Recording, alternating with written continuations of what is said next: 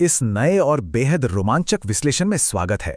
आज की ये चर्चा ना उस पूरे नजरिए को बदलने वाली है जिस तरह से हम काम और तकनीक के बारे में सोचते हैं। देखिए, अब तक हम सभी ने आर्टिफिशियल इंटेलिजेंस को एक अलग थलग टूल की तरह ही देखा है। मतलब एक बहुत ही होशियार इंटर्न जो एक कोने में बैठकर बस हमारे सवालों के जवाब देता रहता है। लेकिन जरा सोचिए, क्या हो अगर अलग अलग एआई टूल्स को मिलाकर एक पूरी की पूरी डिजिटल वर्कफोर्स तैयार कर दी जाए। एक ऐसी जगह जहां एआई अकेले काम नहीं कर रहा है बल्कि विशेषज्ञों की एक पूरी टीम की तरह काम कर रहा है। आज हम अपनी स्रोत सामग्री के आधार पर बिल्कुल यही डिकोड करने वाले हैं। हम बात कर रहे हैं क्रू एआई की, जिसे हम प्यार से एआई ड्रीम टीम कह सकते हैं। तो सबसे बड़ा और शायद सबसे दिलचस्प सवाल यही है कि क्या होता है जब एआई अकेले काम करना छोड़कर एक पूरी टीम का हिस्सा बन जाता है। ये सवाल तकनीक की दुनिया में एक बहुत बड़े शिफ्ट का संकेत है। अब तक हम चैटबॉट से एक एक करके काम करवाते रहे हैं, लेकिन जब ये बॉट्स आपस में बात करने लगे तो नतीजे कैसे होंगे? ठीक है, तो चलिए इसमें गहराई से उतरते हैं। शुरुआत इस बुनियादी परिभाषा से करते हैं कि ये क्रू एआई असल में है क्या चीज़। ये कोई साधारण सॉफ्टवेयर नहीं है, बल्कि ये एक ऐसा फ्रेमवर्क है जिसे विशेष रूप से कई एआई एजेंट्स को बनाने, उन्हें मैनेज करने और एक साथ काम करवाने के लिए डिज़ाइन किया गया है।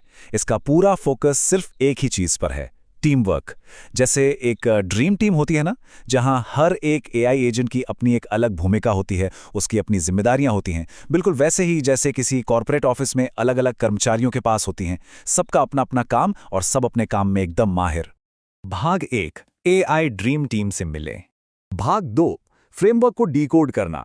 चलिए देखते हैं ये बनता कैसे है। हमारी स्रोत सामग्री के अनुसार इस पूरे सिस्टम के 4 प्रमुख स्तंभ हैं: एजेंट्स, कार्य, सहयोग और समन्वय।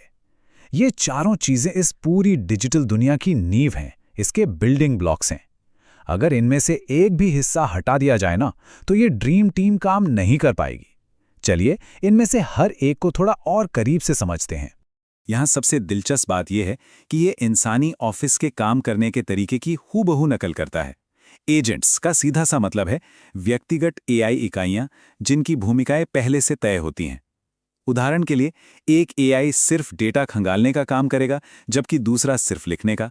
और कार्य यानी टास्क वो विशिष्ट काम है जो इन एजेंट्स को सौंपे जाते हैं। ये बिल्कुल किसी दफ्तर की तरह है। हर एआई यूनिट का अपना एक प्रॉपर जॉब टाइटल होता है और उसी के हिसाब से उसे असाइनमेंट दिए जाते हैं। लेकिन जरा सोचिए, जब एक साथ बहुत सारे एजेंट्स काम कर रहे हों तो कितनी आसानी से गड़बड़ी हो सकती है। यहीं पर समन्वय यानी ऑर्केस्ट्रेशन की एंट्री होती है। इसका काम एजेंट्स के बीच कार्यों के फ्लो को मैनेज करना है। इसे इस पूरे ग्रुप का प्रोजेक्ट मैनेजर मान लीजिए। यह सुनिश्चित करता है कि काम सही क्रम में हो रहा है और एक एजेंट का आउटपुट सही समय पर दूसरे एजेंट तक पहुंच रहा है, ताकि वो कोलैबोरेशन सच में काम करे और पूरी टीम का अंतिम लक्ष्य सफलतापूर्वक हासिल किया जा सके। भाग 3, सहयोग वास्तव में कैसे काम करता है। और ये शानदार ढंग से दर्शाता है कि कैसे एक पूरा काम एक सिरे से दूसरे सिरे तक पहुंचता है। सबसे पहले भूमिकाओं को परिभाषित किया जाता है। मान लेते हैं एक शोधकर्ता है, एक लेखक है और एक विश्लेषक है। दूसरा कदम है सबको उनके काम सौंपना। तीसरे चरण में जाकर असली जादू होता है। ये एजेंट्स आपस में सहयोग करते हैं। शोधकर्ता इंटरनेट से जानकारी निकालता है और उसे लेखक को सौंपता है।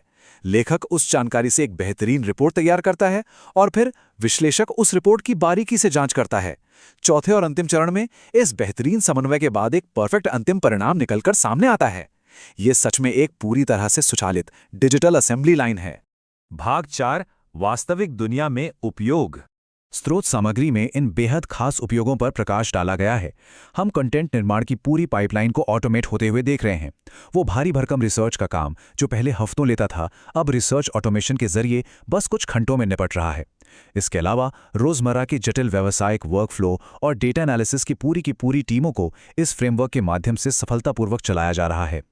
एक तरह से देखा जाए तो पूरे के पूरे विभागों का काम अभी अकेली एआई टीम संभाल सकती है ना कमाल की बात। भाग 5, फायदे और छिपी हुई जटिलताएं। अब हर नई तकनीक की तरह इसकी भी कुछ सीमाएं और जटिलताएं हैं। यहाँ थोड़ा ठहरना और एक यथार्थवादी नजरिया अपनाना बहुत जरूरी है। देखिए, एक एआई स्टाफ को मैनेज करना इतना भी आसान नहीं है। एक तरफ इसके शानदार फायदे हैं। ये एक बेहद स्ट्रक्चर्ड मल्टी एजेंट सिस्टम है, काम का बंटवारा बहुत कुशलता से होता है और इसे बड़े स्तर पर आसानी से स्केल किया जा सकता है। लेकिन चुनौतियां भी कम दिलचस्प नहीं हैं। इसके लिए बहुत ही सटीक प्लानिंग की ज़रूरत होती है। और सबसे बड़ी विडंबना तो ये है कि जब एआई एक टीम के रूप में काम करते हैं तो उनमें भी बिल्कुल इंसानों जैसी ही समन्वय की उलझनें पैदा हो जाती हैं। और अगर कोई गलती हो जाए तो इतने सारे एजेंट्स के बीच उसे डीबग करना काफी मुश्किल सिरदर्द बन सकता है। भाग 6, अगला एआई विकास। तो सबसे महत्वपूर्ण बिंदु यह है कि जैसा कि स्रोत सामग्री बहुत स्पष्ट रूप से कहती है, क्रू एआई विकास में उस अगले कदम का प्रतिनिधित्व करता है जहां कई एजेंट एक टीम की तरह सहयोग करते हैं। ये वाक्य अपने आप में बहुत शक्तिशाली है। ये इस बात पर जोर देता है कि भविष्य अब किसी एक अकेले एल्गोरिथम का नहीं है, बल्कि उस टीम वर्क का है जो कई एल्गोरिथम मिलकर बना सकते हैं।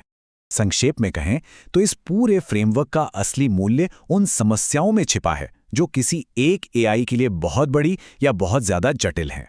जब किसी काम में कई चरण हों और कई अलग अलग तरह की विशेषज्ञता की जरूरत हो, तब ये अप्रोच सबसे ज्यादा शक्तिशाली साबित होता है।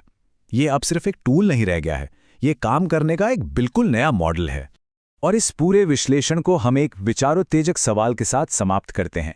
जरा कल्पना करें, दैनिक वर्कफ्लो कैसे बदलेंगे जब एआई सिर्फ एक अकेले असिस्टेंट के बजाय पूरी संस्था के लिए एक सहयोगी विभाग के रूप में काम करेगा।